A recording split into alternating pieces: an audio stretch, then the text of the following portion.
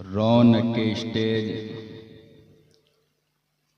उलमाए किराम, शोरा इस्लाम, नकीब बज़ व दिगर सामीन व सामियात, अस्सलामु अलैकुम व रहमतुल्लाहि तआला व बरकातुहू।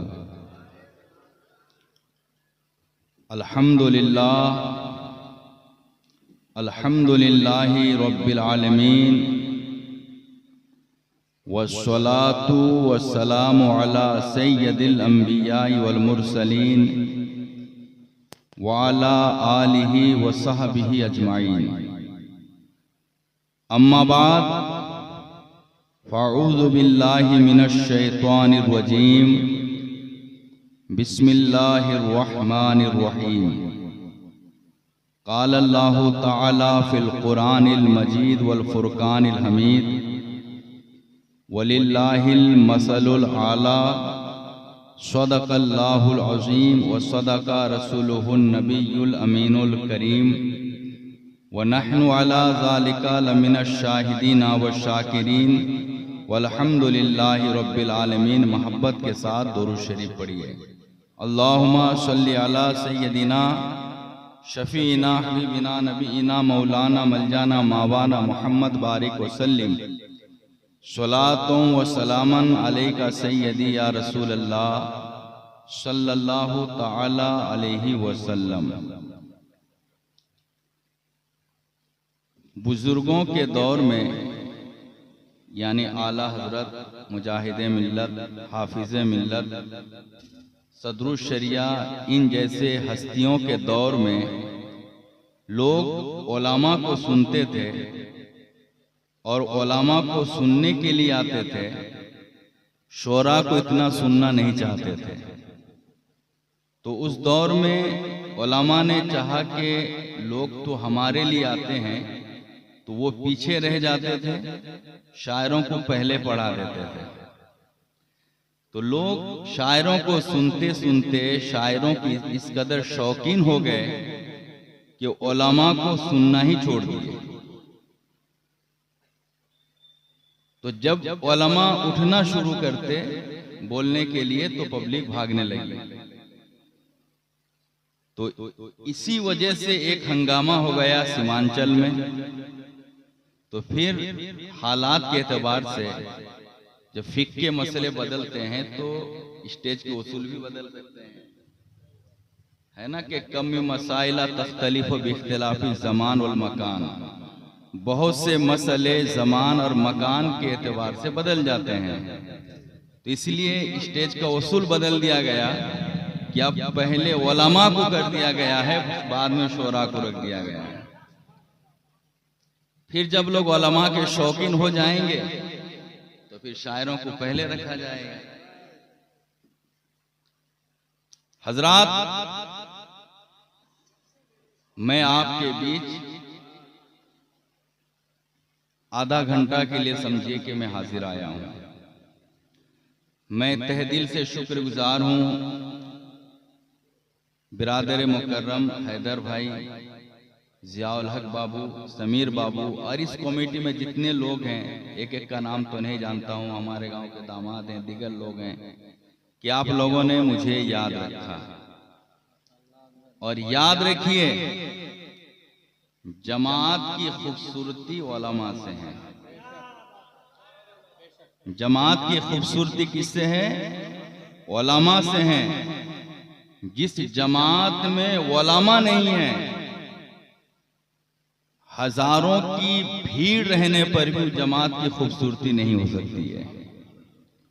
आपकी हक्कानियत की दलील पीर साहब नहीं देंगे, उलमा ही देंगे।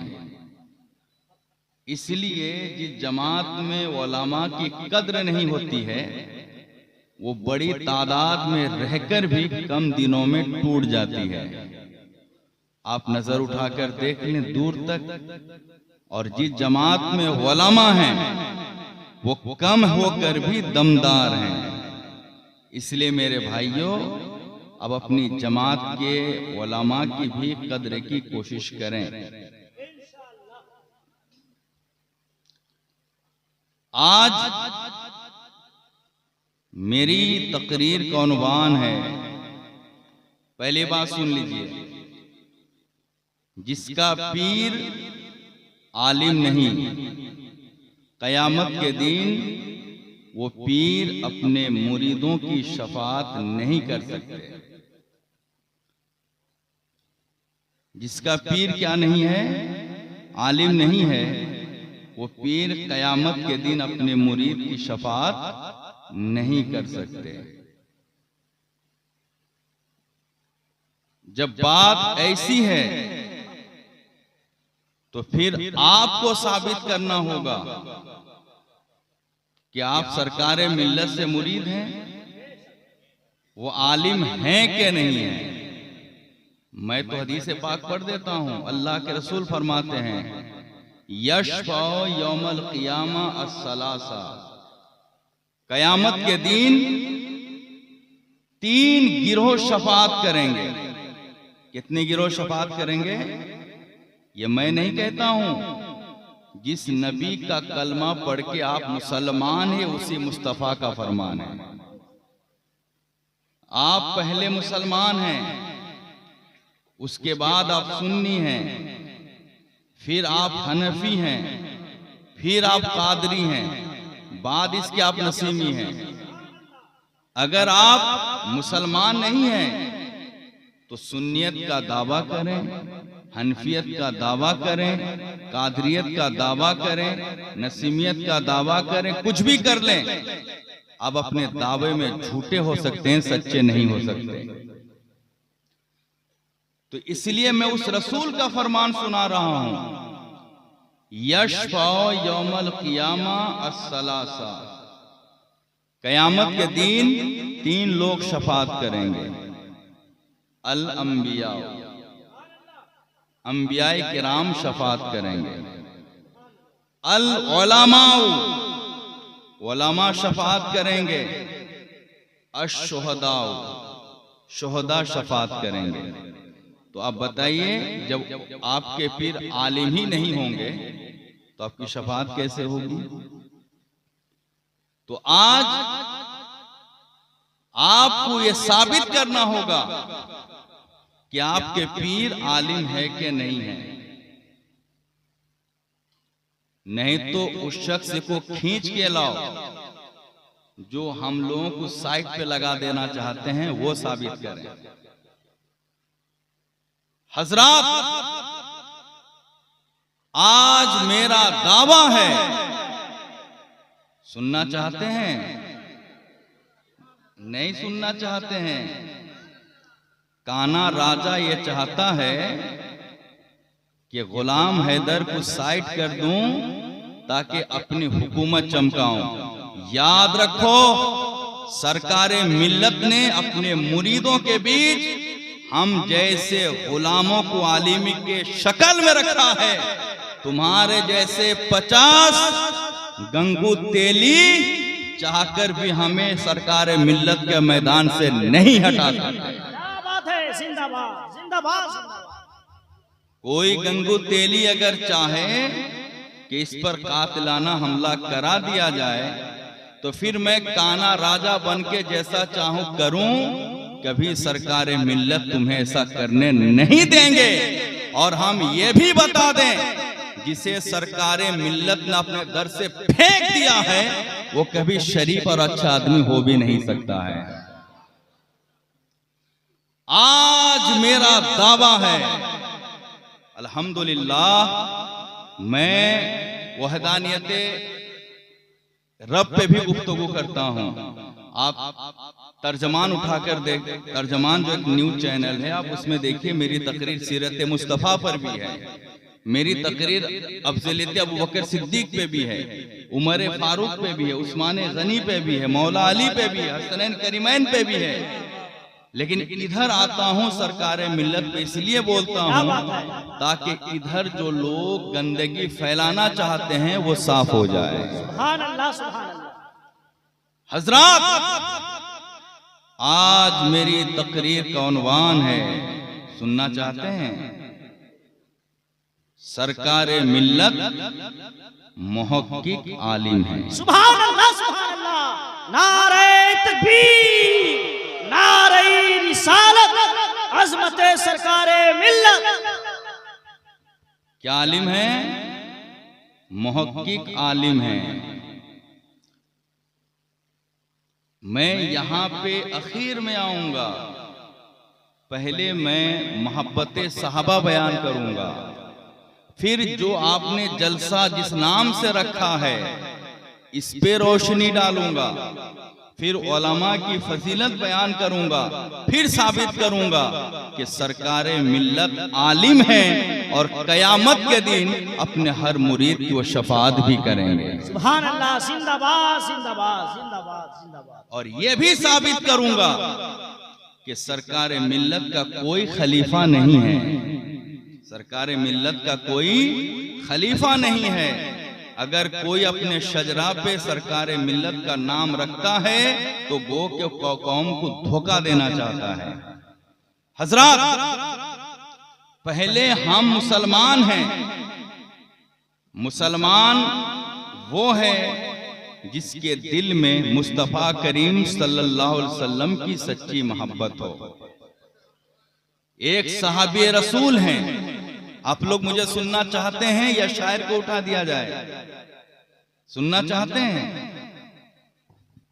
और जो नहीं सुनना चाहते हैं वो चाय की दुकान चले जाएं, जब शोर आए तो आप आ जाइएगा।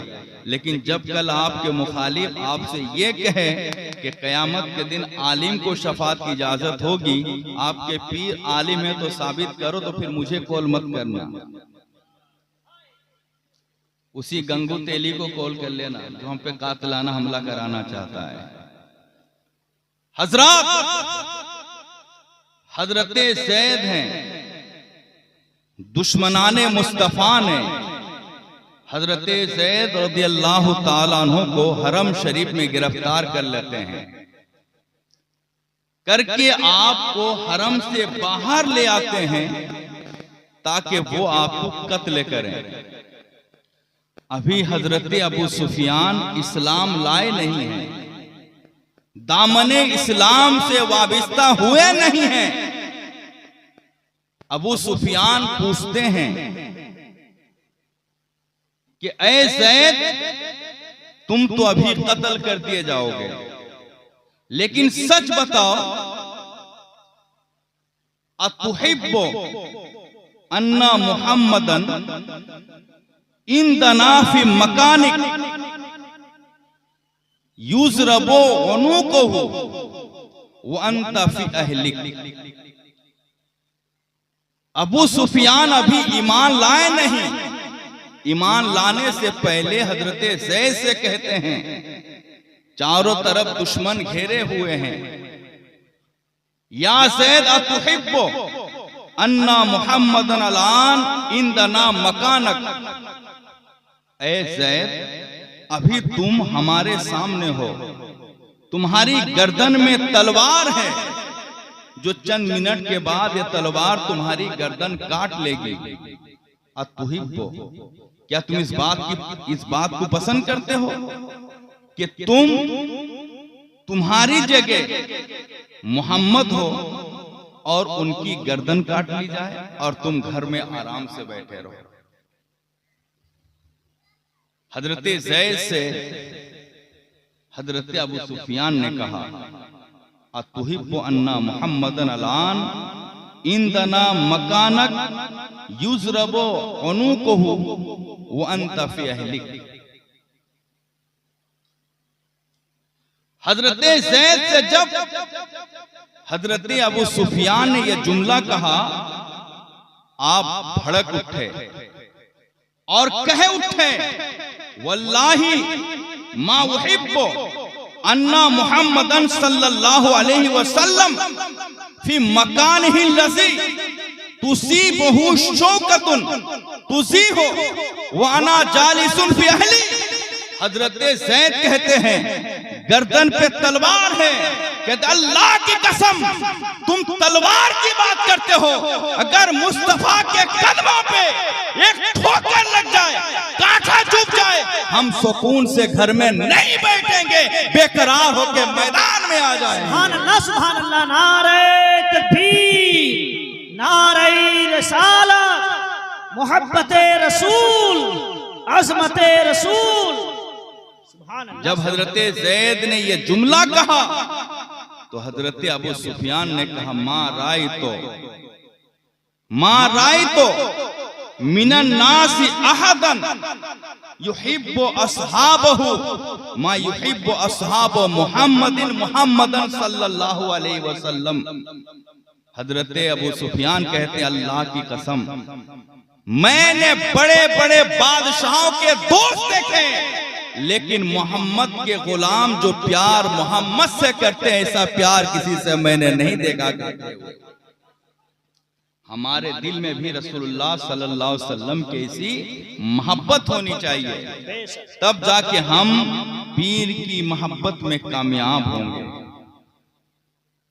ये हजरत उमर फारूक हैं। अल्लाह के रसूल ने फरमाया ला युमिनु अहदुकुम हत्ता कुना हब्बा इलैहि मिन वलदिही व वालिदिही व नासी अजमाइन। ऐ लोगो, तुम उस वक्त तक मुसलमान, कामिल मुसलमान नहीं हो सकते हो जब तक कि तुम अपने बाप, अपने भाई, अपने रिश्तेदार, सारे लोगों से ज्यादा मुझसे प्यार नहीं कर लेते हो। सुभान अल्लाह। जब अल्लाह के रसूल ने यह ऐलान फरमाया, हजरत उमर सहाबी थे, वहां भी नहीं थे, जो बात दिल में थी जुबान पे आ गई। आपने कहा या रसूल अल्लाह अंता तुहिब्बु इलैया मिन कुल्ली शै इल्ला मिन नफ्सी। या रसूल अल्लाह, आप मेरे बाप से भी ज्यादा मुझे प्यारा हैं, मेरे बेटे से भी ज्यादा आप मुझे प्यारे हैं, सारी कायनात से ज्यादा आप मुझे प्यारे हैं, लेकिन मेरी जान से आप ज्यादा मुझे प्यारे नहीं हैं। जब इस तरह हजरत उमर ने कहा तो मेरे रसूल ने फरमाया ला वल्लज़ी नफ्सी बियदी हत्ता कुना हब्बा इलैक मिन नफ्सिक। ऐ उमर, उस रब की कसम जिसके दस्ते कुदरत पे मेरी जान है, तुम उस वक्त तक मुसलमान नहीं हो जाओगे जब तक अपनी जान से भी ज्यादा मुझसे प्यार नहीं कर लोगे। सुभान अल्लाह, सुभान अल्लाह। इतना कहना था तो हजरत उमर कहते हैं अंता तुहिब्बु इलैया या रसूल अल्लाह मिन नफ्सी। या रसूल अल्लाह, जब बात ऐसी है तो आप मेरी जान से भी ज्यादा मुझको प्यारे हैं। सुभान अल्लाह, सुभान अल्लाह। ये मोहब्बत हमारे दिल में अल्लाह के रसूल के लिए होनी चाहिए। तो ये मोहब्बत आप हुजूर से करेंगे ना। आज हम और आप अज़मते कादरिया प्रोग्राम में शामिल हैं। सुभान अल्लाह, सुभान अल्लाह। आप मुझे बताइए, सरकारे गौस रदियल्लाहु ताला अन्हो औलिया के इमाम हैं कि नहीं हैं? बेशक हैं। लेकिन ये बताइए कि सरकारे गौस रदियल्लाहु ताला अन्हो अपने वक्त के मुजद्दिद थे कि नहीं थे? बेशक। दलील क्या है आपके पास कि सरकारे गौस रदियल्लाहु ताला अन्हो अपने दौर के मुजद्दिद थे? ऐ नसीमिया, तुम बताओ, क्या कोई नसीमी उस वक्त तक कामिल नसीमी हो सकता है जब तक वो गौसे पाक के फरमान को ना मान ले? नहीं हो सकता। बोलिए, हो सकता है क्या? क्योंकि नसीमी वो है जो मुजाहिदे मिल्लत को मानता है, और मुजाहिदे मिल्लत का मानने वाला वो है जो मसले के आला हजरत को मानता है, और मसले के आला हजरत का मानने वाला वही है जो मसले के गौसे आजम को मानता है। अगर एक आदमी नसीमी होने का दावा करता है और गौसे पाक के फरमान को नहीं मानता है, उस नसीमी को सरकार मिल्लत ने न कल अपना माना था, न आज अपना मान सकते हैं, न कभी वो मानेंगे, क्योंकि नसीमी वही है जो फरमाने गौसे आजम को मानता है। सुनो मुसलमानों, सरकार गौस रदियल्लाहु ताला अन्हु का फरमान क्या है। किसी ने सरकार गौस से पूछा, ऐ सरकार गौस आप बताएं अमीर मुआविया की शान क्या है, उनकी फजीलत क्या है, उनका मकाम क्या है, उनका मर्तबा क्या है। तो ऐ मुसलमानों सुनो, ऐ कादरियों सुनो, ऐ सरकारे मिल्लत से मोहब्बत करने वालों सुनो, ऐ तुम उसको उस नसीम कादरी के मानने वाले हो जिनका वजीफा या गौस अल मदद रहा करता था। नसीम सरकार बैठते थे तो या गौस कहा करते थे, उठते थे तो या गौस कहा करते थे, चलते थे तो या गौस कहा करते थे, बोलते थे तो या गौस कहा करते थे, दम करते थे तो या गौस कहा करते थे। यानी सरकार नसीम कादरी के दिल में गौसे आजम रज़ियल्लाहु ताला अन्हु की मोहब्बत इस कदर रच और बस गई थी कि फनाफिल गौस हो गए। नसीम कादरी फनाफिल गौस का नाम था। जोर से बोलो सुभान अल्लाह। नारे तकबीर।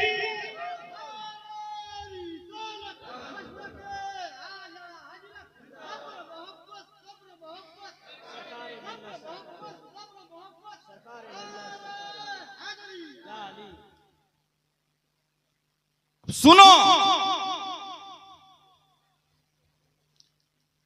उस गौसे आजम से किसी ने पूछा, उससे पहले सुन लो,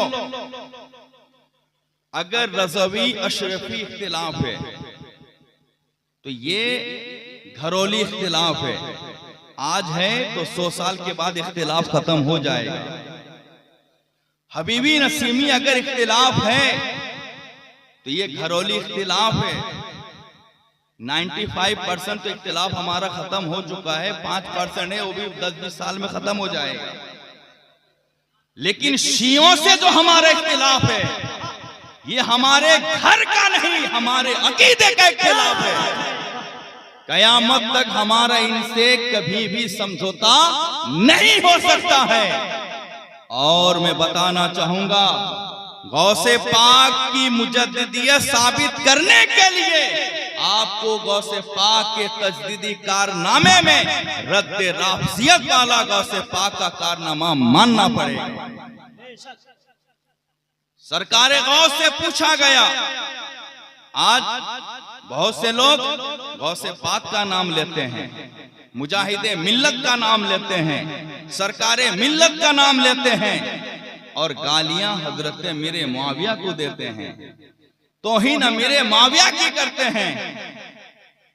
और जब उनसे कहा जाता है तुम अगर गौसे पाक को मानते हो, इस सिलसिले में गौसे पाक का मसलक क्या है बयान करो, तो कहते हैं कि गौस पाक अगर कुरान और हदीस के खिलाफ कह दे तो क्या हम मान लेंगे? ये सहाबी की दुश्मनी में इस हद तक पहुंच गए हैं कि उनके सहनो दिमाग में बात बैठ गई है कि गौसे पाक कुरान और हदीस के खिलाफ बयान दे सकते हैं।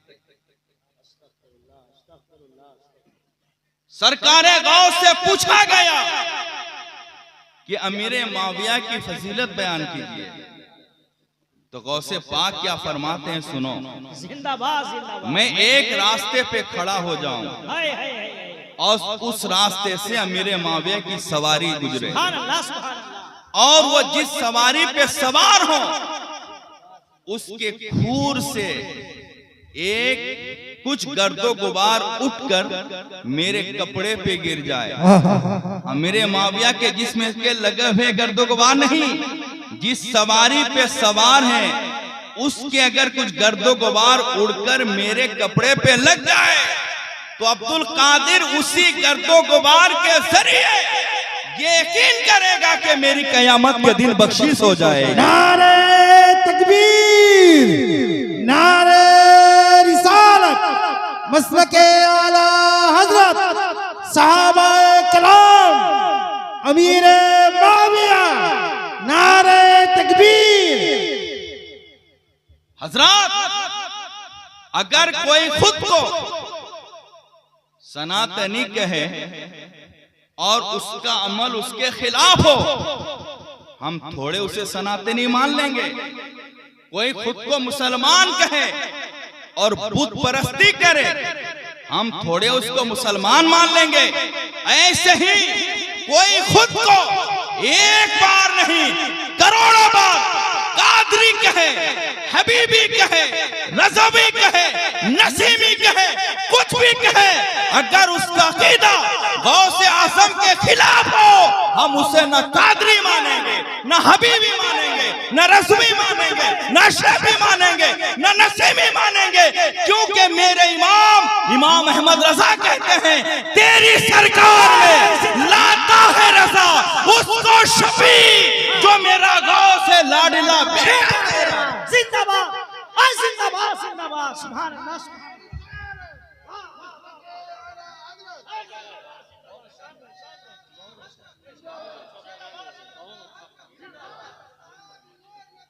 जन्नती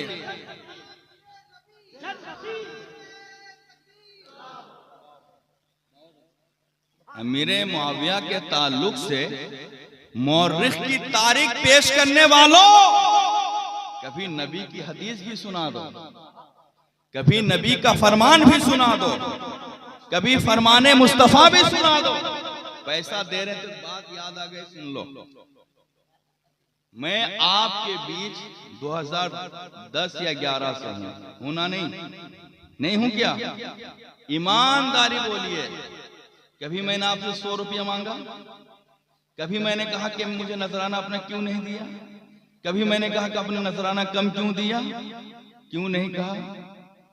इसलिए नहीं कहा कि मैंने नसीम सरकार की जो हिमायत की ना, नसीमियों की भीड़ देखकर उनका जेब लूटने के लिए नहीं, मसले के रजा की रूह से उन्हें हक समझते हैं। जिंदाबाद, जिंदाबाद, जिंदाबाद, जिंदाबाद, जिंदाबाद, जिंदाबाद। नहीं तो मेरे पास कमी किस चीज की थी? अल्हम्दुलिल्लाह, मैं आपकी जमात में आने से पहले, मैं अभी सुना यहाँ आने से पहले कोई साहिब जो गंगू तेली बना हुआ है, वो राजा भूत से टक्कर लेना चाहता है। उसने लोगों के बीच कहा कि हबीबियों में उसकी नहीं चली तो यहाँ चमकाने के लिए चला आया है। मैं उससे कहना चाहता हूँ, इस जमात में आने से पहले मेरी सरकारी नौकरी थी। क्या नौकरी थी? सरकारी नौकरी। केंद्रापाड़ा में मेरी सरकारी नौकरी थी। आज की तारीख को मेरी तनख्वाह नहीं भी तो 60,000 रहती। मैंने आज खुद इस्तीफा दिया, मुझे किसी ने निकाला नहीं है। इधर आने से पहले ओडिशा के मरकजी दरसगाह, सबसे बड़ी दरसगाह यानी दारुल उलूम मुजाहिदे मिल्लत में मैं पढ़ा भी हूँ, पढ़ाया भी हूँ और वहां के स्टेज पे तकरीर भी किया हूँ।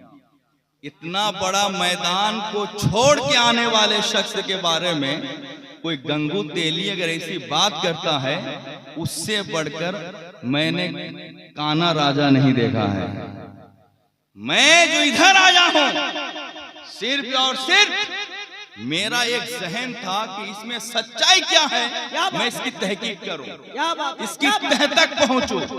मैं हमेशा अपने उस्ताद से इस सिलसिले में राय तलब करता था। अल्हम्दुलिल्लाह वो दिन भी आ गया कि वो शख्स जिन्होंने 45 के करीब मुनाजिरा किया है, यानी पूरे हिंदुस्तान के जो सबसे बड़े मुनाजिर और मुफ्ती हैं, यानी मुफ्ती मोतीउर रहमान मुज़्ज़र, उन्होंने वही कहा जो बात फकीर ने 10 साल आने से पहले ओडिशा के मरकजी दरसगाह, सबसे बड़ी दरसगाह यानी दारुल उलूम मुजाहिदे मिल्लत में मैं पढ़ा भी हूँ, पढ़ाया भी हूँ और वहां के स्टेज पे तकरीर भी किया हूँ।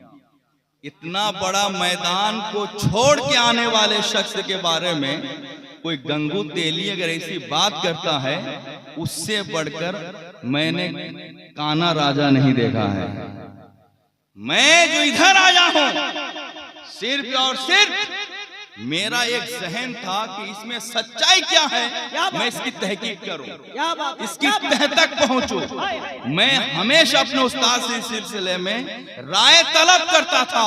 अल्हम्दुलिल्लाह वो दिन भी आ गया कि वो शख्स जिन्होंने 45 के करीब मुनाजिरा किया है, यानी पूरे हिंदुस्तान के जो सबसे बड़े मुनाजिर और मुफ्ती हैं, यानी मुफ्ती मोतीउर रहमान मुज़्तर, उन्होंने वही कहा जो बात फकीर ने 10 साल पहले कहा था। क्या बात है? यानी ना कुफ्र था ना कुफ्र है।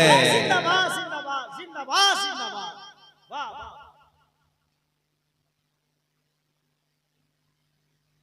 हजरात, मुजद्दिद के लिए 4 शर्तें हैं। कितनी शर्तें हैं? पीर के लिए भी 4 शर्तें हैं। ऐ कादरियों, अगर आप चाहते हो सैयदुल हिंद के तवस्सुत से सरकारे गौस तक पहुंचना, सुभान अल्लाह। कहां तक पहुंचना चाहते हो? सरकारे गौस। किसके तवस्सुत से? सैयदुल हिंद यानी सैयदुना पाक के जरिए से। अगर आप सरकारे गौस तक पहुंचना चाहते हो तो मेरी नजर में आपके लिए सिर्फ 2 ही रास्ते हैं। जिंदाबाद जिंदाबाद। कितने रास्ते हैं? गौस पाक तक पहुंचने के लिए रास्ते तो बहुत हैं, लेकिन सैयदुल हिंद तक पहुंचने के जरिए गौस तक पहुंचने के लिए हम बालासोर, भद्रक, मयूरभंज, जाजपुर वालों के लिए 2 रास्ते हैं। जिंदाबाद। एक सरकारे मिल्लत का गुलशने बगदाद, सुभान अल्लाह। जोर से बोलो, यानी गुलशने बगदाद की चादरें पाक है। क्या बात है? और दूसरे हमारे आपके बीच जो हुजूरे मिल्लत तशरीफ लाने वाले हैं, ये खानकाए कादरिया के सज्जादा नशी हैं और इनका दामने बाग है। बेशक बेशक। आप अगर चाहेंगे कि नहीं मैं सैयदुल हिंद के तवस्सुत से गौस पाक तक जाएंगे, तो आप या तो गुलशन बगदाद पहुंच के सरकारे मिल्लत की चादर पकड़ लें, नहीं तो कम से कम हुजूरे मिल्लत के आप दामन पकड़ लें, क्योंकि इनके पास भी उनके खिलाफ आता है, यानी अमजद शरीफ। इसके अलावा मेरी नजर में, नजर नहीं बल्कि मेरी तहकीक में, इस इलाके में और कुछ नहीं है। वो तो सरकारे मुजाहिदे मिल्लत का भी अल्हम्दुलिल्लाह सिलसिला गौस तक पहुंचता है, आला हजरत का सिलसिला भी गौस तक पहुंचता है, लेकिन मैंने बात क्या कही, सैयदुल हिंद के अगर तवस्सुत से आप पहुंचना चाहते हैं तो 2 ही बात मुझे समझ में आती है। हजरात, मुजद्दिद के लिए कितनी शर्तें हैं? 4 शर्तें हैं। तो सरकार गौस अगर मुजद्दिद हैं तो आपको उनमें 4 शर्तें दिखानी पड़ेंगी। पहली शर्त यह है, इसके बाद मैं बताऊंगा कि सरकारे मिल्लत में पीरी मुरीदी के लिए भी जो 4 शर्तें उनमें पाई जाती थी, ऐसी बात आपको कोई नहीं और बता पाएगा मेरे लिए, भी नोट कर लो। कुछ लोग चाहते हैं कि गुलाम हैदर के बारे में नसीमियों का जहन इतना खराब कर दिया जाए, ये साइट लग जाएगा, फिर मैं इन्हें बेवकूफ बना के शिया भी बनाऊं, इनको जो बनाऊं और अपना मैदान लूटता रहूं, मुझे कोई कहने वाला नहीं रहेगा। ये भूल है। आखिरी सांस तक इसी मैदान में रहूंगा और हर गुमराह का ताक़ुब भी करूंगा। सुभान अल्लाह सुभान अल्लाह। हजरात, मुजद्दिद के लिए कितनी शर्तें हैं? 4 शर्तें हैं। पहली शर्त है कि उनको 2 सदी मिली हो। कितनी सदी मिली हो? 2 सदी। मतलब अगर 2019 में वो पैदा हुआ हो तो 2020 में उनका इंतकाल हो। समझ रहे क्या नहीं? तो सरकारे गौस रज़ी अल्लाह ताला अन्हु को भी 2 सदी मिली थी। आप 470 में पैदा हुए और 561 में आप दुनिया से तशरीफ ले गए, यानी 91 ईयर्स गौस पाक दुनिया में रहे। इस माना करके आपको 2 सदी मिली। सुभान अल्लाह सुभान अल्लाह। दूसरी शर्त यह है कि वो अपने जमाने के सबसे बड़े आलिम हो। आज तो मामला उल्टा ही हो गया है। क्या हो गया है कि पहले जमाने में अगर किसी की वलायत का डंका बजता तो लोग पहले चेक करते कि ये आलिम है कि नहीं है। अगर वो आलिम नहीं होता तो लोग उसको वली नहीं मानते थे, उनको लोग वली नहीं मानते थे, क्योंकि अल्लाह जाहिल को कभी वलायत नहीं देगा और जिसे वलायत देना चाहेगा उसे आलिम दीन बना देगा। सुभान अल्लाह, सुभान अल्लाह। तो पहले जमाने में अगर कोई करामत दिखाना शुरू कर देता या कुछ ऐसा काम करता जो अकल के खिलाफ हो और उसकी वलायत का लोग अगर चर्चा करते तो लोग पहले चेक करते कि आलिम है कि नहीं है। अगर वो आलिम होता लोग उसकी वलायत मानते, आलिम नहीं होते तो लोग उसकी वलायत को नहीं मानते। और इस जमाने में लोग आलिमों के इस कदर दुश्मन हो गए हैं, अवाम आलिमों को इस कदर पीछे फेंक दिए हैं कि मुफ्ती अहमद यार खान साहब फरमाते हैं अगर कोई वली चाहता है कि उसकी वलायत छुप जाए वो ऐलान कर दे मैं आलिम हूं, लोग उसको वली मानना ही छोड़ दें।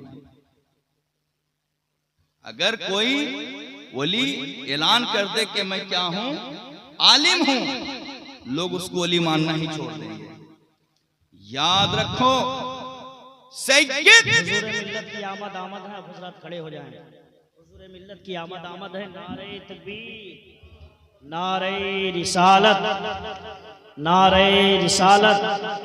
शहजादे गौसे आजम, शहजादे गौसे आजम हुजूर सैयद शरफुद्दीन नैयर कादरी साहिबे सज्जादा, साहिबे सज्जादा, साहिबे सज्जादा। नारे तकबीर, नारे रिसालत। आले सैयदुल हिंद, आले सैयदुल हिंद, आले सैयदुल हिंद। शहजादे गौसे आजम, शहजादे गौसे आजम हुजूर साहिबे सज्जादा, हुजूर साहिबे सज्जादा, हुजूर साहिबे सज्जादा। हुजूर सैयद शरफुद्दीन नैयर कादरी, हुजूर सैयद शरफुद्दीन नैयर कादरी। नारे तकबीर, नारे रिसालत। औलादे गौसे आजम, औलादे गौसे आजम। कादरी दुल्हा, अमझरी दुल्हा, कादरी दुल्हा, अमझरी दुल्हा, अमझरी दुल्हा। हुजूर साहिबे सज्जादा, हुजूर साहिबे सज्जादा, हुजूर साहिबे सज्जादा। नारे तकबीर, नारे रिसालत, नारे रिसालत।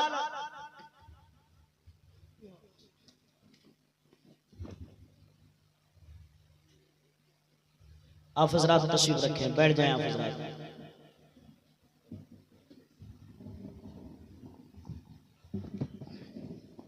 हुजूर साहिब सज्जादा की आमद आमद है।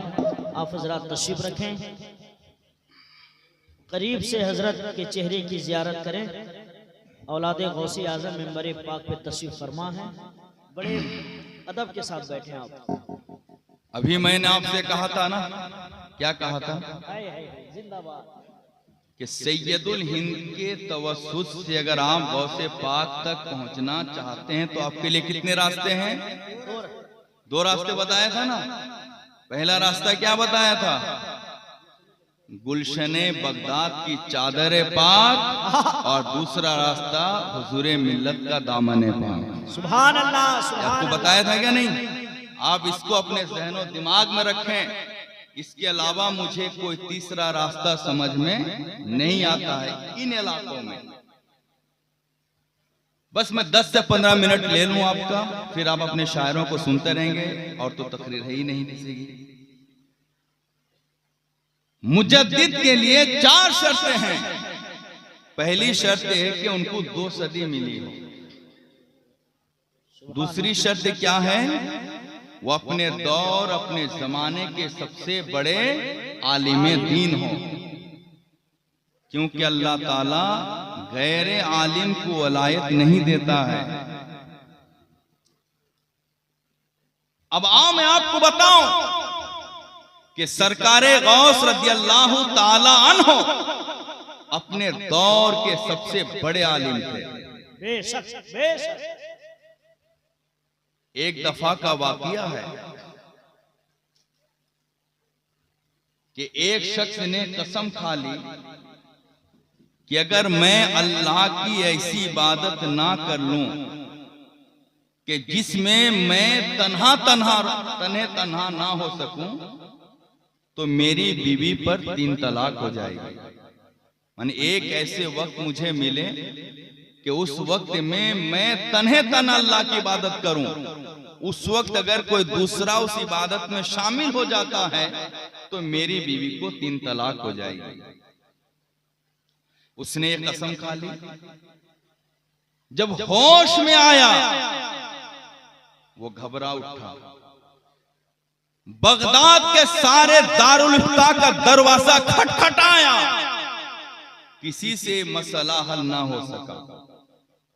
सारे मुफ्तियाने किराम ने फरमाया हमारे बगदाद के जो मुफ्ती आजम हैं वो मौलाना अब्दुल कादिर जिलानी हैं, चलते हैं उन्हीं की बारगाह में, वो ही मसला हल कर देंगे। ये कह के सब लोग सरकारे गौस के आस्थाने पे हाजिर आए और ये मसला रखा कि हजरत इन्होंने ये कसम खा ली है कि अगर ये अल्लाह की इबादत में अकेला ना हो और उस वक्त कोई दूसरा शामिल हो गया तो ये कहता है मेरी बीवी को 3 तलाक हो जाएगी। तो हजरत इनके लिए कोई रास्ता बता दीजिए। सरकारे गौस मुस्कुरा के फरमाए कि ये तो सबसे आसान है। बोलो सुभान अल्लाह। मुजद्दिद की दूसरी शर्त क्या है कि वो अपने दौर के सबसे बड़े आलिम हो। तो सरकार गौस ने क्या फरमाया कि ये मसला तो सबसे आसान है। कहा कैसे? कि इन्हें कहो ये मक्का चले जाए, सुभान अल्लाह, मक्का पहुंचकर खानाए काबा से करीब हो जाए सुभान अल्लाह, और उस वक्त जो लोग तवाफे काबा करते हों सारे लोगों से कह दे कि अपना तवाफ छोड़ दें।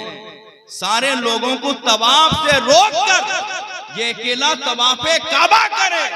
उसका फायदा ये होगा कि उस वक्त वो इबादत तन्हा करता होगा, इबादत भी हो जाएगी, बीबी भी बन जाएगी। सुभान अल्लाह, सुभान अल्लाह। क्या शान है मेरे गौसे आजम की। वाह वाह।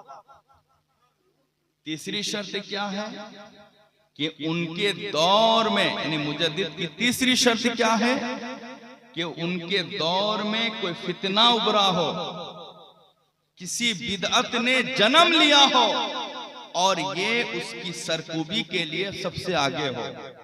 तो सरकारे गौस के जमाने में शियों का फितना शबाब पे था। शियों के रद में जिसने सबसे आगे आगे कारनामा अंजाम दिया उन्हीं का नाम सैयदुना शेख अब्दुल कादिर जिलानी है। सुभान अल्लाह, सुभान अल्लाह। आज अगर हमें देवबंदियों का रद्द करना होगा तो हमें आला हजरत की किताबों का सहारा लेना होगा। लेकिन अगर हम शियों का रद्द करना चाहेंगे तो हमें गौसे आजम की किताबों का सहारा लेना होगा। चौथी शर्त यह है कि वो कभी सुन्नत के खिलाफ काम ना करता होगा, तब जाके वो मुजद्दिद का मकाम पाएगा।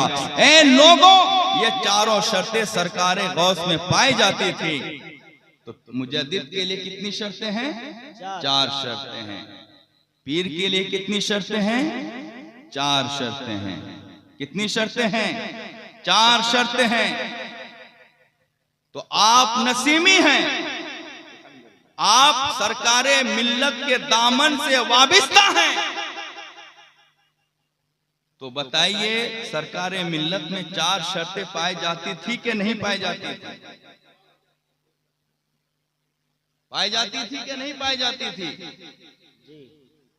अंधेरे में लाठी हिलाने से कुछ नहीं होगा, बॉर्डर पे खड़े होकर दलील देने से दुश्मन मानेगा। क्या बात है, सुभान अल्लाह। वलामा हर जमात की जीनत है।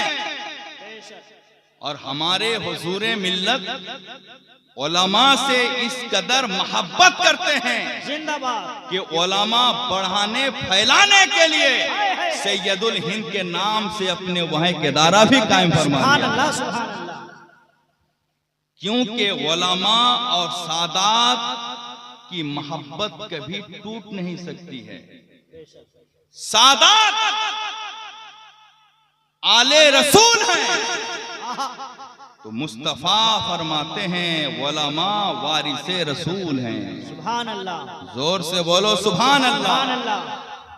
हजरत एक है राफजी, एक है नासिबी, एक है खारिजी और एक है सुन्नी। बोलो सुभान अल्लाह। सुभान अल्लाह।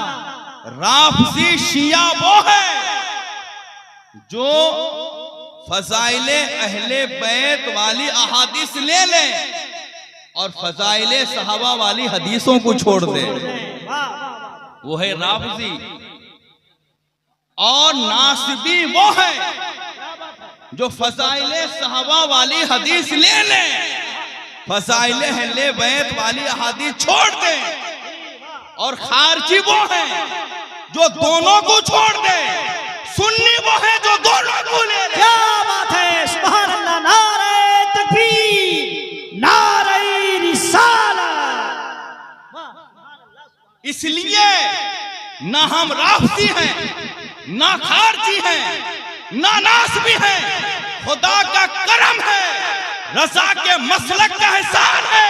हमारे एक हाथ में साहबा का दामन है तो दूसरे हाथ में अहले बैत का दामन है। जिंदाबाद जिंदाबाद जिंदाबाद। सुभान हम साहबा वाले भी हैं, अहले बैत वाले भी हैं। बेशक बेशक। सुभान अल्लाह। और इस दौर में साहबा और अहले बैत को मानने वाले की पहचान यह है कि वो सैयदों को भी माने, उलमा का भी। बेशक। मेरे नबी ने फरमाया कि सैयद आले रसूल हैं तो उलमा वारिसे रसूल हैं। अगर आप सुन्नी हैं तो दोनों बात को मानेंगे क्योंकि दोनों बात मुस्तफा की है। बेशक बेशक। जिस तरह सैयदों की तौहीन कुफ्र है, ऐसे ही उलमा की तौहीन भी कुफ्र है। जिस तरह सैयदों के ताल्लुक से जन्नत की बशारत है, वैसे ही उलमा के ताल्लुक से भी जन्नत की क्या बात है। कुरान में है ना, इन्नमा यख्शल्लाह मिन इबादिहिल उलमा। अल्लाह के बंदों में अल्लाह का डर अपने दिल में उलमा रखते हैं। खशियत इलाही की गवाही कि उलमा के दिल में जो अल्लाह का खौफ है, इसकी गवाही मुजाहिदे मिल्लत नहीं दे रहे हैं, इसकी गवाही आला हजरत नहीं दे रहे हैं, इसकी गवाही हुजूरे मिल्लत नहीं दे रहे हैं, इसकी गवाही गौसे आजम नहीं दे रहे हैं, इसकी गवाही गरीबे नवाज नहीं दे रहे हैं, इसकी गवाही खुदा अपने कुरान में खुद दे रहा है। और अल्लाह ने उसी के लिए जन्नत बनाया है जिसके दिल में खशियत इलाही होती है। तो इसका मतलब हुआ कि उलमा के लिए भी जन्नत है। और मुफ्ती अहमद यार खान साहब नहमी ने यहाँ तक लिखा है, जो आलिम हो जाएगा वो कुफ्र की नहीं बल्कि ईमान की मौत मरेगा। पीर के लिए भी कितनी शर्तें हैं? 4 शर्तें हैं। अल्हम्दुलिल्लाह वो चारों शर्तें हमारे हुजूरे मिल्लत में भी है। अगर किसी में जुर्रत है तो इसे छेड़ कर देख ले। हुजूरे मिल्लत के पीरी मुरीदी को कोई चैलेंज करके देख ले, आसमान जमीन पे आ जाएगा, बहता हुआ समंदर रुक जाएगा, पहाड़ रेजा रेजा हो जाएगा। अल्लाह की कसम वो गुलाम हैदर से बच के नहीं जा पाएगा। क्या बात है, जिंदाबाद, नारे तकबीर, जिंदाबाद जिंदाबाद जिंदाबाद जिंदाबाद।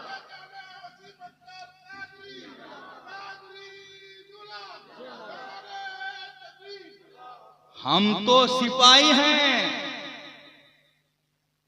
फौज बॉर्डर पे हैं, तभी तो हम आप यहाँ आराम से जलसा पढ़ रहे हैं।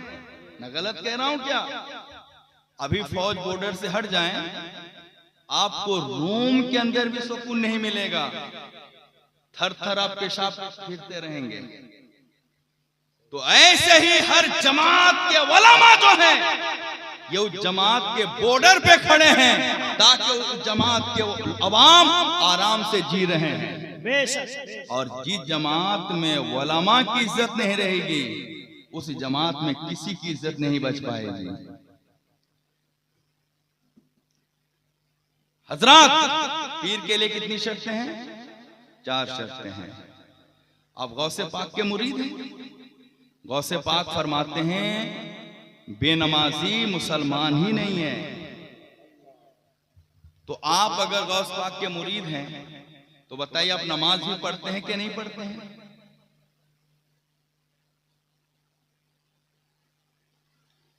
मैंने एक हदीस ये भी पढ़ी है, उलमा फरमाते हैं बेनमाजी के पास मत बैठो, क्योंकि हदीस रसूल है जहां बेनमाजी बैठता है उस पर मुसलसल अल्लाह की लानत बरसती है। उस पर क्या बरसती है? अल्लाह की। बेनमाजी जहां जाता है उस पर लानत बरसती रहती है।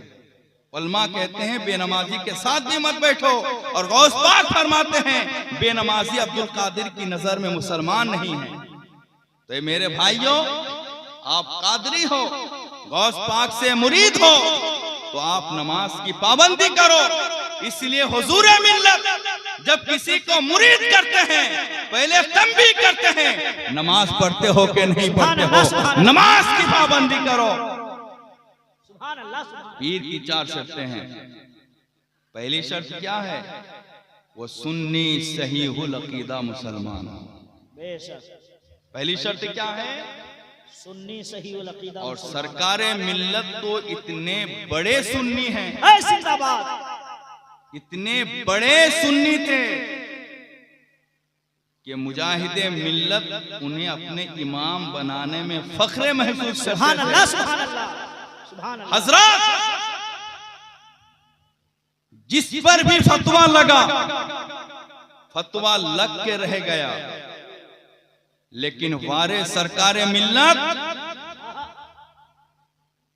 आप जब दुनिया में थे फतवा लगा रहा, आप जब गए लगाने वाले ही ने उठा लिया। सुभान अल्लाह, सुभान अल्लाह, सुभान अल्लाह।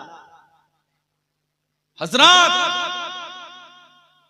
वहां भी खुद को हक पे कहता है, लेकिन जब कहा जाता है मैदान में आके दलील दो तो पीछे भागते हैं। अभी हैदराबाद में अहले हदीस और एक सुन्नी मुनाजिर के माबैन मुनाजिरा होना तय पाया था। तारीख आने से पहले अहले हदीस की तरफ से ये तहरीर वायरल हो गई कि हमारे यहाँ कोई मुनाजरा नहीं है, और कहीं भूल से अगर मुनाजरा हो जाता है तो मुनाजरा का फैसला होने से पहले वो लोग जीत का ऐलान कर देते हैं और माहौल को खराब भी कर देते हैं। हजरत, देवबंदी खुद को हक पे कहते हैं, लेकिन जब बात आती है मैदान में आके दलील दो तो उनमें हिम्मत नहीं होती है। वहां भी खुद को हक पे कहते हैं, जब बात दलील देने की आती है वो सामना नहीं करते हैं। कादियानी हक पे कहते हैं, लेकिन जब सामने दलील देने की बात आती है तो कभी सामने नहीं आते हैं। ऐसे ही सरकारे मिल्लत के मुखालिफिन खुद को एक बार नहीं करोड़ों बार हक पे कहें, जब मैदान में आके दलील देने की बात आएगी आसमान सभी पे आ जाएगा, कोई सामने नहीं आएगा। ये इस बात की दलील है। नसीमी कल भी मुसलमान थे, आज है कयामत तक मुसलमान रहेंगे। जिंदाबाद। नारे तकबीर, नारे रिसालत, हुजूर सरकारे मिल्लत। और पहली शर्त क्या है? वो मुसलमान हो। पीर के लिए दूसरी शर्त क्या है? क्या है? वो आलिम हो। क्या हो?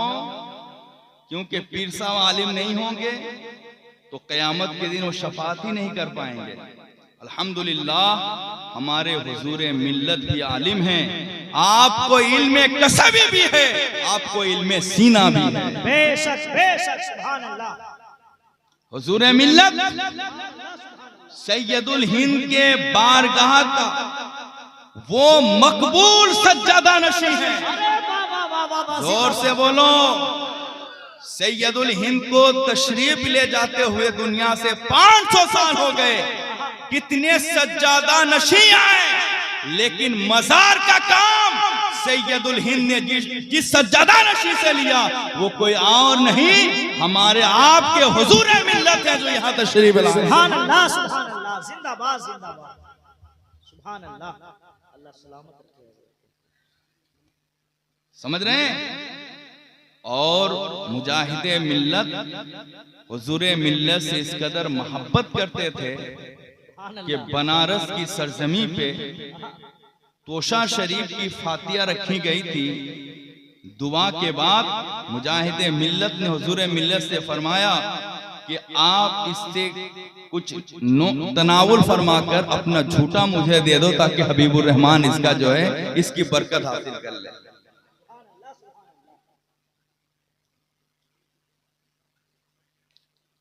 आलिम हो, दूसरी शर्त क्या है? आलिम हो। तो बताओ सरकारे मिल्लत आलिम थे कि नहीं थे? थे। सर्टिफिकेट कहाँ है? कहाँ पढ़े हैं? किस मदरसे में पढ़े हैं? मदरसे का नाम बताइए तो मैं उसका जवाब दूंगा। आलिम होने के लिए मदरसा जाना जरूरी नहीं, सीने में इल्मे मुस्तफा का होना जरूरी। सुभान अल्लाह, सुभान अल्लाह, सुभान अल्लाह। सरकारे मिल्लत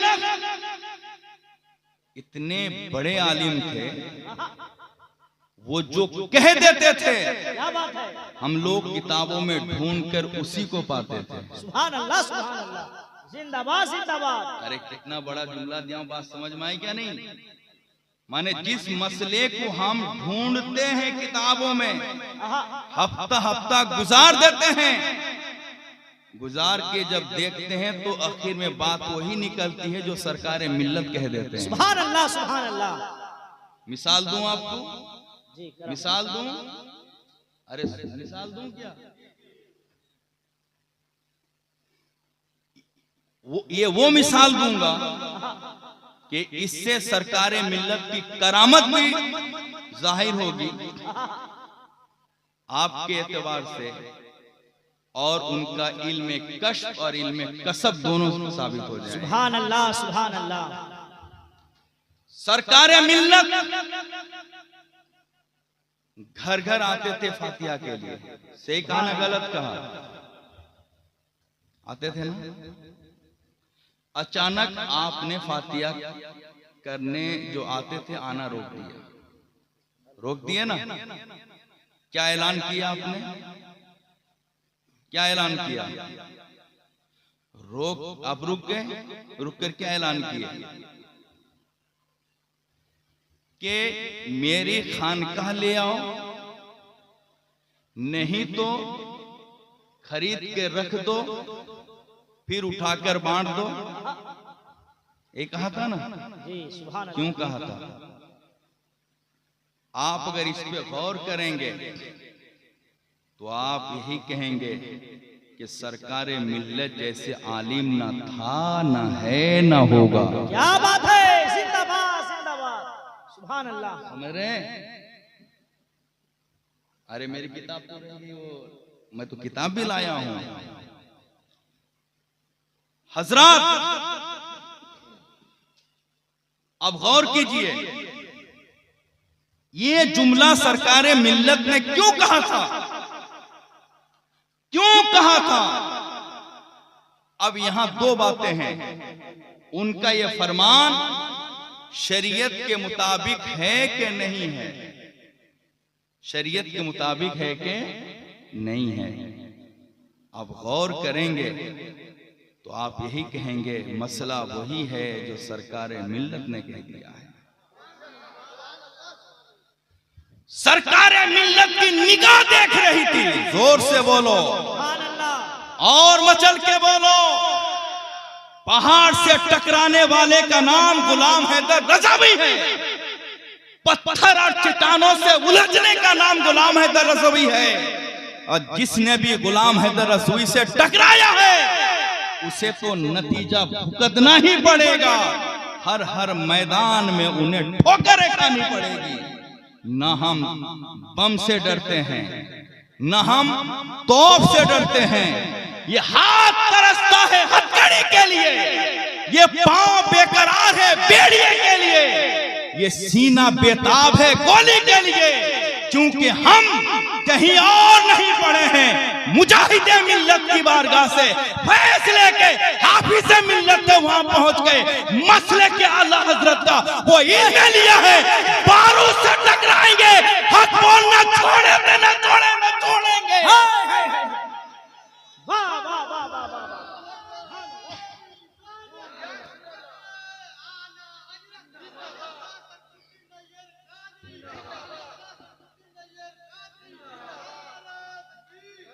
क्या समझते हो?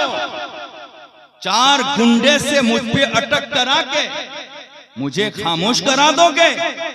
याद रखो, जब तक जिस्म में जान है हक के नाम पे कुर्बान है।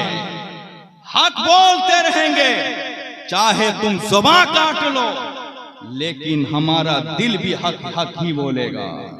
मेरी मां ने मेरा नाम किसी ऐरू गैरू नत्तू खैरू के नाम पे नहीं रखा है, बल्कि दामाद मुस्तफा, फातिह खैबर, अली मुर्तजा, शोहर नामदार फातिमा ज़हरा, हसनैन के बाबा के नाम पे मेरा नाम रखा है। मेरे सामने वहाबी आए, देवबंदी आए, राफजी आए, शिया आए, नेचरी आए, तफसीली आए, तलवार की तरह काट के रख देंगे। नारे तकबीर, नारे रिसालत, इश्क मोहब्बत, फैजाने सरकारे मिल्लत, हुजूर साहिबे सज्जादा। जंगल पे मोर नचाना आसान है, हैदर के गुलाम से टकराना आसान नहीं है। हलवाई की दुकान पे बैठकर बाप दादा के नाम पे 200-300 रुपया लेके फातिया करना आसान है, मैदान पे आके दलील देना आसान नहीं है। फव्वारे पे रह के लंदन का ख्वाब देखने वालों, कान खोल के सुन लो। मेरे सरकारे मिल्लत को ये मालूम था एक जमाना आएगा, कुछ लोग आएंगे मैदान में और मेरे मुरीदों की फातिया खराब करेंगे। इसलिए सरकार मिल्लत ने पहले से मुरीदों की फातिया को संभाल लिया। मेरी आंखों ने 2 पीर देखा है उड़ीसा में, जो तावीज देके कभी पैसा नहीं मांगते हैं। एक सरकार मिल्लत की जात, दूसरे हुजूर मिल्लत की जात हैं। कोई माई का लाल कह नहीं सकता है हुजूर मिल्लत ने किसी को ताबीज देके पैसा लिया हो। अगर कोई कहता है वो पक्का झूठा है, वो कभी सच्चा हो नहीं सकता है। पीर के लिए कितनी शर्तें, आप मुझे मत बुलाओ, लेकिन हक तो बोलता हूं, बोलता रहूंगा। तन्हा रह जाऊंगा, बंद कमरे में रह जाऊंगा, लेकिन हक मुझसे कभी छीन नहीं पाओगे। बोलो। जब बारूद नहीं छीन पाया, जब बम नहीं छीन पाया, जब तोप नहीं छीन पाया, तुम तो गंगू तेली हो, मेरी जुबान से हक कैसे छीन लोगे? पीर के लिए दूसरी शर्त क्या है कि वो आलिम हो। सरकारे मिल्लत इतने बड़े आलिम थे, वो किताब देखे बगैर जो कह देते थे, किताब में ढूंढने से वही निकला करता था। सुभान अल्लाह, सुभान अल्लाह। सरकार मिल्लत ने क्या फरमाया? फातिया करते करते फातिया अचानक रोक दिए, और क्या फरमाया? जिसे फातिया करनी हो मेरे दरबार ले आए, नहीं तो घर पे रख के फिर लोगों में बांट दे। क्यों फरमाया? क्यों फरमाया था? इसलिए फरमाया था फतवा शारे बुखारी उठाओ, फतवा जामिया अशरफिया उठाओ, फतवा फकीह मिल्लत उठाओ। उसमें बात लिखी गई है। शारे बुखारी से सवाल हुआ कि हजरत एक शख्स है जो बगैर पैसा के फातिया नहीं करता है, बगैर पैसा के फातिया नहीं करता है, या फातिया करने से पहले वो पैसा तय कर लेता है फिर घर घर फातिया करता है, तो ऐसी सूरत में उस फातिया का हुक्म क्या होगा? फतवा किताब का नाम क्या है? फतवा शारे बुखारी। दूसरी किताब का नाम क्या है? फतवा जामिया अशरफिया। तीसरी किताब का नाम क्या है? फतवा फकीह मिल्लत। एक शख्स है फातिया से पहले, फातिया से पहले पैसा तय कर लेता है या बगैर पैसे के फातिया नहीं करता है, तो उस फातिया का हुक्म क्या है? तो शारे बुखारी फरमाते हैं कि जो शख्स फातिया से पहले पैसा तय कर लेता है उसका फातिया, उससे फातिया करना हराम है, और उसको इमाम बनाना, उसके पीछे नमाज पढ़ना मकरूह तहरीमी है। ए भाइयों, जब इमाम बनाना मकरूह तहरीमी है तो पीर बनाना कहां से जायज हो जाएगा? तो सरकार मिल्लत ने ये नहीं चाहा कि मेरे जाने के बाद मेरे मुरीद की फातिया कोई खराब करे, तो आपने कहा जब बगैर पैसे के फातिया करने वाला ना मिले मेरे दरबार में ले आओ या घर पे रख दो, फातिया हो जाएगी। अब रहा यह मसला कि अगर हम किसी को ना बुलाएं, सामान खरीद के रख दें, ना कुल पढ़े, ना हाथ उठा के दुआ करें, फातिया होगी कि नहीं होगी? फातिया होगी कि नहीं होगी? तो सुनो, फकीह मिल्लत मुफ्ती जलालुद्दीन अमजदी फरमाते हैं, शारे बुखारी मुफ्ती शरीफुल हक अमजदी फरमाते हैं, बुजुर्गों के नाम से जैसे ही कोई चीज आप खरीदोगे वो खुद ब खुद शीरनी हो जाएगी। कुल पढ़ो ना पढ़ो, दुआ करो।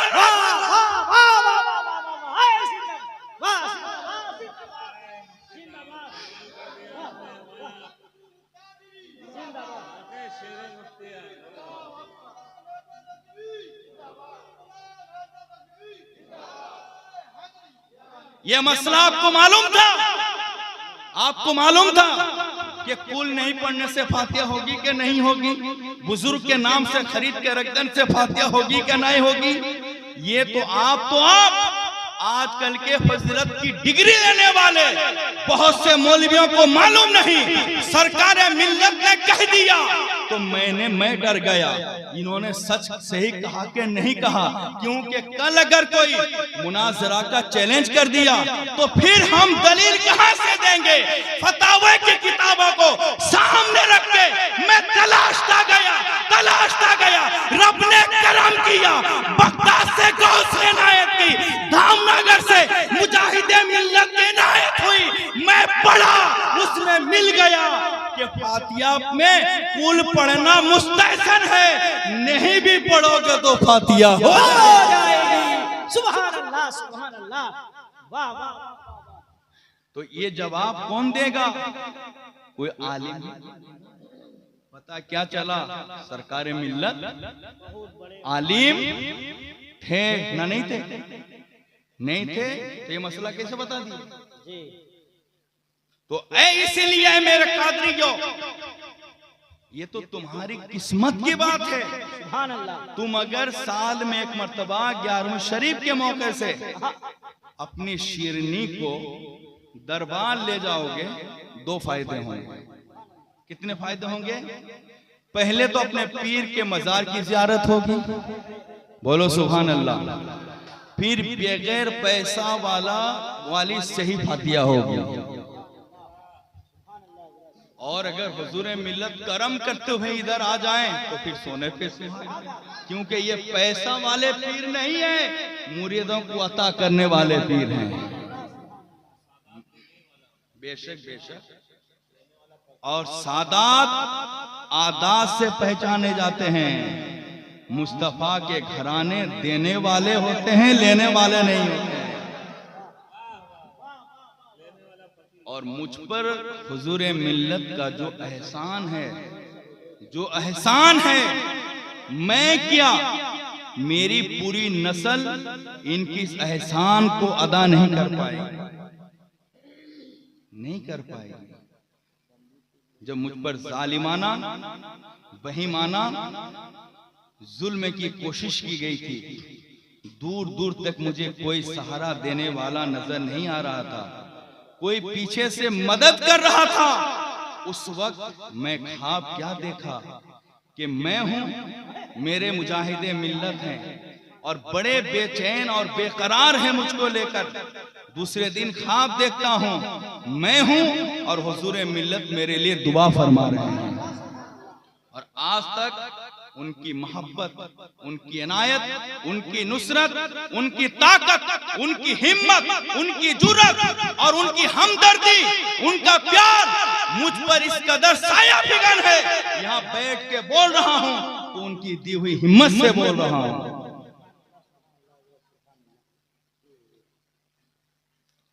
और एक मिसाल दूं सरकार मिल्लत के ताल्लुक से, नहीं दूं? जाहिल के पीछे कभी नमाज नहीं होगी, होगी क्या? जाहिल फी नफ्सिही ही फासिक होता है, और फासिक को इमाम बनाना मकरूह तहरीमी है। फासिक की गवाही आलिम के खिलाफ भी नहीं मानी जाएगी, ये भी सुन लो। और फासिक को, जाहिल को इमामत के लिए आगे बढ़ाने वाला गुनहगार भी होगा। और सारी दुनिया जानती है धामनगर शरीफ दूर नहीं है, धामनगर शरीफ दूर नहीं है, धामनगर शरीफ की ईदगाह भी दूर नहीं है।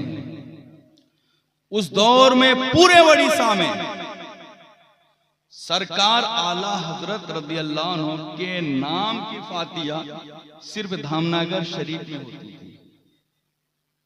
और ये फातिहा सरकार मुजाहिदे मिल्लत ही करते थे। और हर साल सरकार मिल्लत भद्रक शरीफ से धामनगर शरीफ तशरीफ लाते थे। एक शख्स ने बताया मुझे, एक शख्स मतलब क्या, मुफ्ती आले रसूल हबीबी साहिब ने मुझे बताया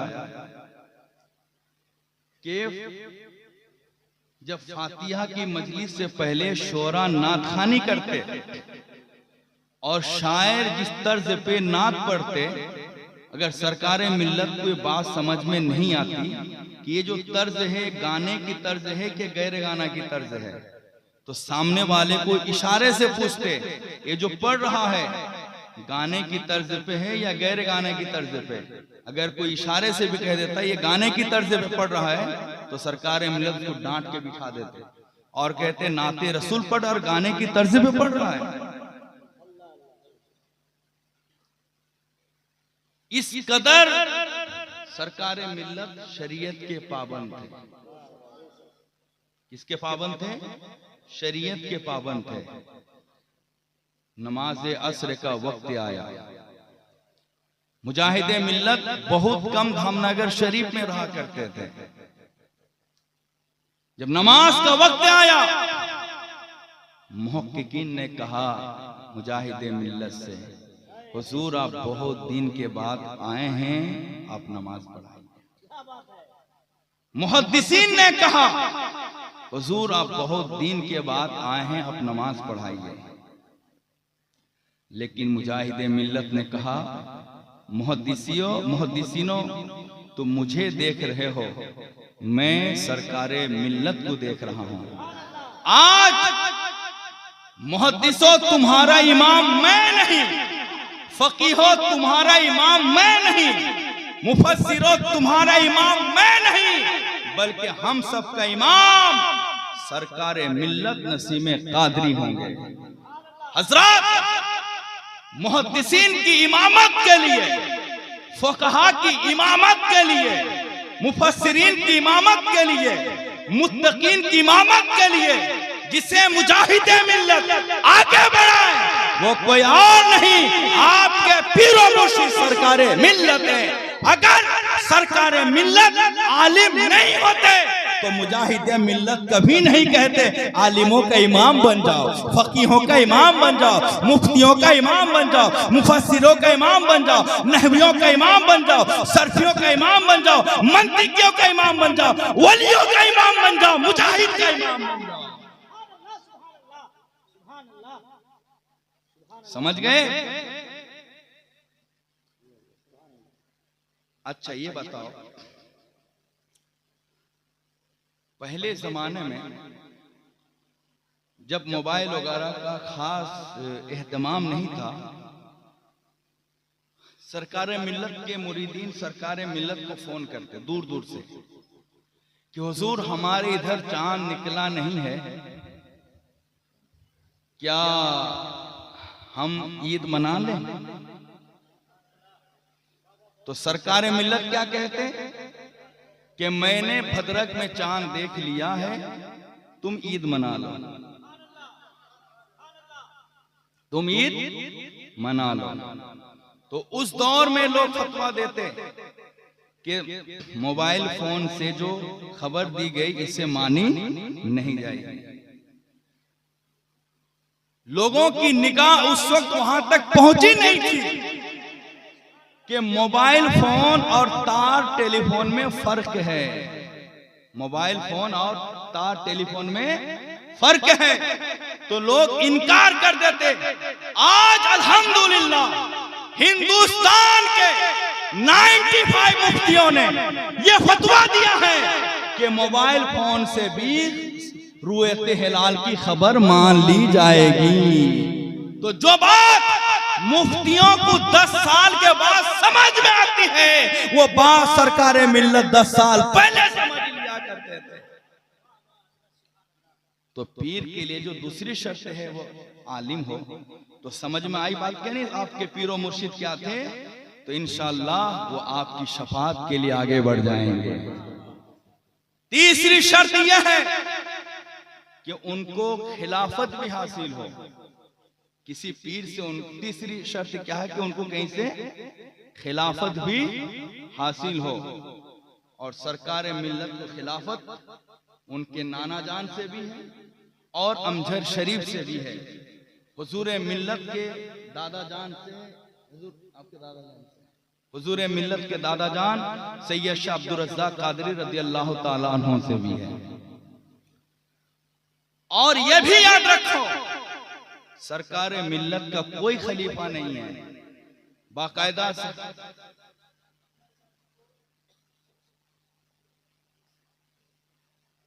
सुभान अल्लाह, हुजूर मिल्लत फरमा रहे हैं कि सरकार मिल्लत भी और सरकार मिल्लत के नाना जान भी दोनों को फैज सैयदुल हिंद के आस्ताने ही से मिला है। सुभान अल्लाह। और जहां से फैज मिला है हुजूर मिल्लत वहां के साहिबे सज्जादा हैं। और आला हजरत फरमाते हैं कि आप जहां से मुरीद हो वहां के सज्जादा नशी की ताजीम आप पर फर्ज है। बोलो। तीसरी शर्त क्या? उन्हें खिलाफत हो। और सरकार मिल्लत को तो खिलाफत थी, लेकिन सरकार मिल्लत का कोई खलीफा नहीं है।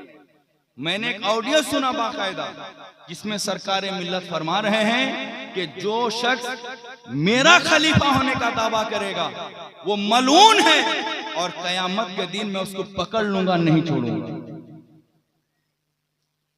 और बगैर खिलाफत के जो मुरीद करेगा, बगैर खिलाफत के जो मुरीद करेगा वो भी फैज से महरूम रहेगा और उसके मुरीद भी कयामत के दिन फैज से महरूम रहेंगे। याद रखो, हुजूर मिल्लत या तशरीफ फरमा है। जिम्मेदारी के साथ कहता हूं, पीर होने के लिए सैयद होना जरूरी नहीं है, बल्कि पीर होने के लिए मुसलमान होना, आलिम होना, खलीफा होना और गैर फासिक होना जरूरी है। अगर पीर होना गैरे सैयद पीर नहीं होता तो फिर हुजूर मिल्लत गैरे सैयद को कभी खिलाफत नहीं देते। हुजूर मिल्लत सैयदुल हिंद के आस्थाने पे बुला बुला के उलमा को खिलाफत देके ये बताना चाहते हैं कि पीर साहब होने के लिए सैयद साहब नहीं बल्कि सुन्नी आलिम खलीफा के साथ साथ गैरे फासिक होना जरूरी है। आखिरी बात, पीर के लिए जरूरी है चौथी शर्त तो फासिक ना हो। फासिक किसको कहते हैं? जो बड़ा बड़ा गुनाह करता है। बड़ा गुनाह क्या है? कुफ्र करना, ये बड़ा गुनाह है। चोरी करना, ये बड़ा गुनाह है। झूठ बोलना बड़ा गुनाह है। ज़िना करना बड़ा गुनाह है। शराब पीना बड़ा गुनाह है। जादू करना बड़ा गुनाह है। जो 16-17 गुनाह गिनाए गए हैं ये गुनाह कबीरा हैं। जो इसका इर्तिकाब करता है वो फासिक के मोलिन होता है। सरकारे मिल्लत ने कोई कुफ्र नहीं किया है, तभी तो जलसर की सरजमी पे कम से कम 50 के करीब मुफ्तियाने कराम ने एक आवाज कहा ना कुफ्र था ना कुफ्र है। और कोई माई का लाल यह साबित नहीं कर सकता है कि सरकारे मिल्लत ने कभी झूठ कहा हो, कभी चुगली की हो, कभी गीबत की हो, कभी माज़अल्लाह दूसरे गुनाह किए हो। जमाना जानता है जिस पीर ने मुरीदों को झूठ से रोका, तोहमत से रोका, चुगली से रोका, ज़िना से रोका, गीबत से रोका और जादू से रोका, उसी पीर का नाम सरकारे मिल्लत है। इसलिए ऐ नसीमियों ये एक नारा लगाओ, फिर के गली गली तबाह ठोकरे सबकी खाए क्यों, दिल को जो अकले देखो दा नसीमे कादरी तेरी गली से जाए क्यों। चमक तुझसे पाते हैं सब पाने वाले, मेरा दिल भी चमका दे चमकाने वाले। वाखिर दावाना अनिल हम्दुलिल्लाहि रब्बिल आलमीन। अस्सलामु अलैकुम।